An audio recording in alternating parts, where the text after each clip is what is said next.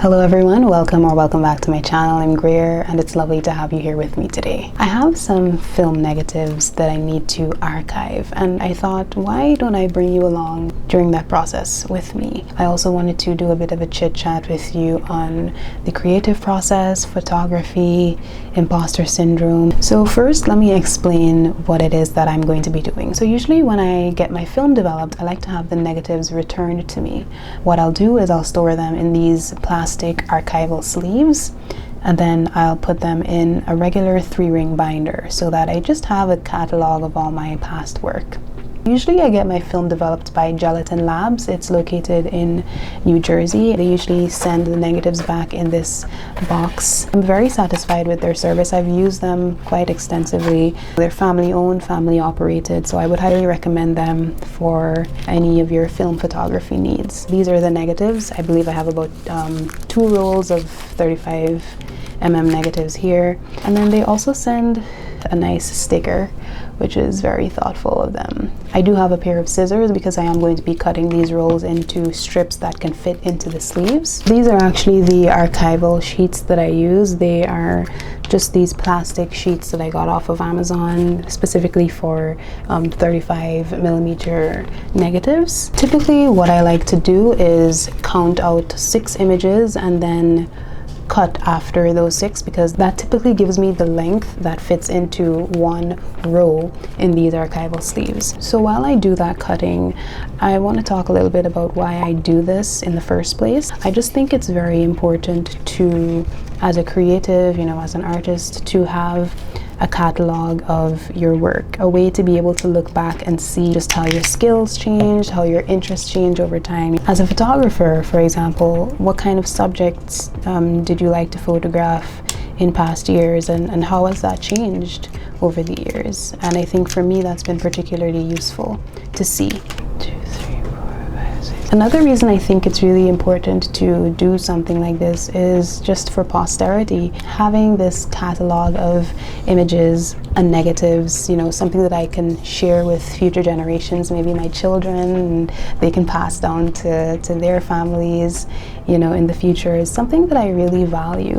I think it also demonstrates that you are serious about what you do. This is something that takes time, it takes effort, it takes discipline to organize and catalog your work. You doing that and showing that you're committed to your craft and really taking the time to preserve it and cherish it is important. It shows that you care about what you do. I also wanted to talk a little bit about my experiences with photography, specifically film photography. I first got into film photography when I started at university. I remember getting my first film camera, which was the Canon AE1 program. What I discovered that I really loved about film photography is just, it's a slow process. You really have to pay attention to what you're doing. It's not like digital photography where you can just snap and review your images right away and delete the ones you don't like. Oh, I realize I'm putting this in the wrong way. You really have to take time to pay attention to your composition, make sure that all your settings are correct so that you're getting the right amount of lighting. It's a process that really encourages me to be mindful and in the moment. I talk a lot about mindfulness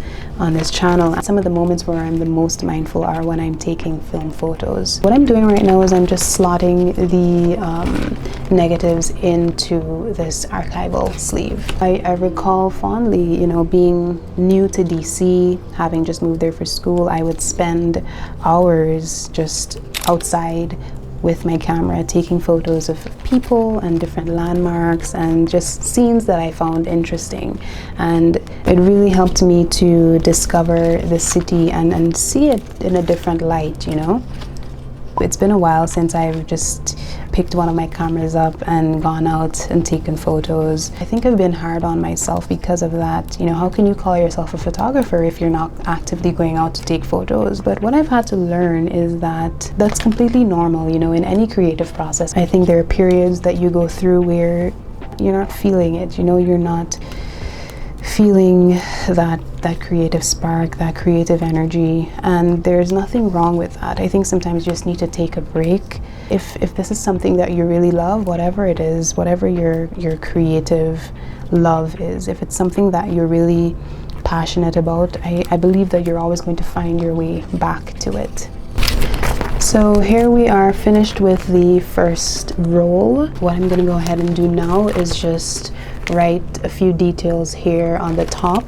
I'm going to be writing the approximate date or month when I took these photos, the type of film that I used, as well as the type of camera that I used. If I can remember correctly, well, based on what I can see, these photos were taken when I was in New Orleans. So my first time visiting New Orleans, that was last year. The camera that I used was, I think I have it somewhere around here. It's a little point and shoot. It's the Olympus Infinity Junior. I was using Fujifilm Fujicolor, if I'm not mistaken. So I'm just gonna go ahead and use a Sharpie, which I believe I have nearby, and I'll just write those details down.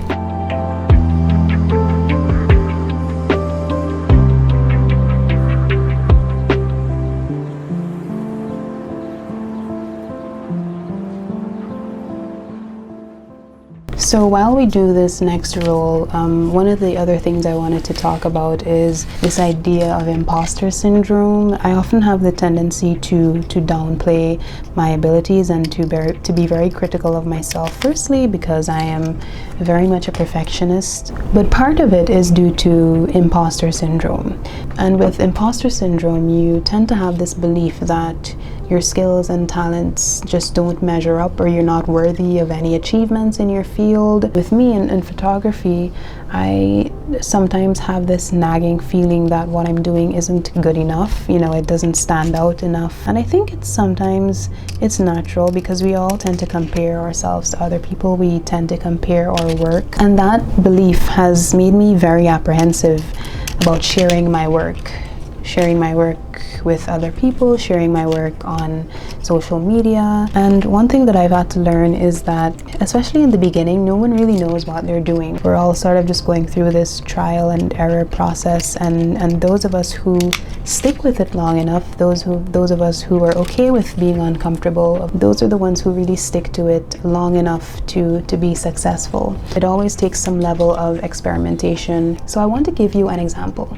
In 2019, I studied abroad in Berlin, and that was such a beautiful experience for me. I was able to do a lot of traveling. I took a lot of photos, and the idea of doing a zine came to me. I had never done one before, but I figured this would be a great opportunity to share with other people my experience studying abroad. I knew that I wanted to have this physical representation of my work because I think that's important. We are in the digital age, you know, we can share things online via social media, but I also think it's important to have physical copies of our work. It took me months to put that zine together, to decide, you know, what story I wanted to tell, and not because it was difficult. I had all the tools that I needed. The reason that it took me that long was because I was doubting myself, you know, and I was experiencing that imposter syndrome and having those questions popping up in my head. Why would anyone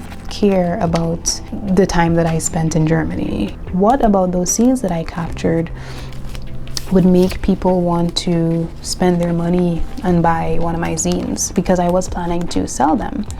What got me through in the end was knowing that I loved my work. I loved the product that I was going to put out. I loved the idea behind it. It would serve as proof that I was capable of doing this, that I was capable of sharing my work. I received a lot of positive feedback on the zine. I did manage to sell a few copies. You know, I think what I really want you to take from this is that if you love what you do, that's going to come through in your work no matter what. The care you put in, the time, the creative vision, people will see that. They'll feel it, right? Maybe it'll take a while. You're not going to be a success overnight. But what matters most is that you keep doing it and that you practice and practice and practice until you get it right. Okay, so we are on our final roll now, and what I want to touch on last is, how do you know when you found something that you really enjoy? How do you know that you have found an activity or hobby that you're really passionate about? Aside from just feeling and knowing that you love doing it, I think an important or a useful exercise that you can do is ask yourself this. If you couldn't share this with anyone, you couldn't share it on social media, You couldn't promote it anywhere, you couldn't publicize your work. If no one could know about it, just you, would you still do it? What that question does is it's weeding out all of the external influences, you know, it's weeding out all the voices, it's weeding out what other people are telling you to do, what society is expecting of you. It's weeding all of that out. With me and photography, the answer is a resounding yes. If I could never share my photos, if no one could ever know how much I love doing this, it still wouldn't matter. What matters most is what I get out of it, how it makes me feel. So when you've found that thing, whatever it is, I just hope that you hold on to it. Because not that many people are actually able to go through life and find that passion or that love for something. All right, so I'm gonna stop rambling and finish up this final sleeve, and then we'll put it all together in the binder.